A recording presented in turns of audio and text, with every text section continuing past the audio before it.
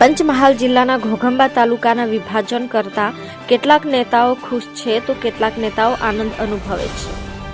પંચમહાલ જિલ્લાના ઘોઘંબા તાલુકાના વિભાજન કરવાની વાતનો કેટલાક નેતાઓ, સરપંચ અને ગ્રામજનોએ ધારાસભ્ય ફતેહસિંહ ચૌહાણનો વિરોધ કરી રહ્યા છે, તો કેટલાક ઘોઘંબા તાલુકાના નેતાઓ ગુંદી ગામને તાલુકો બનાવવા ફતેહસિંહ ચૌહાણને સમર્થન કરી રહ્યા છે।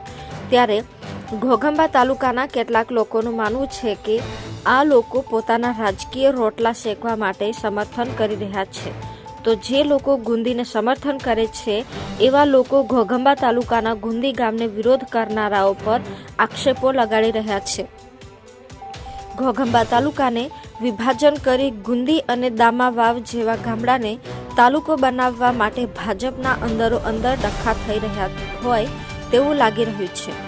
કેટલાક સરપંચશ્રીઓ ધારાસભ્યશ્રીના સમર્થનમાં છે તો કેટલાક સરપંચ ધારાસભ્યશ્રીની વિરુદ્ધમાં છે, તો આ એ જ જૂથ અને પાર્ટીના બે ભાગ બની રહ્યા હોય તેવું સ્પષ્ટ દેખાઈ રહ્યું છે।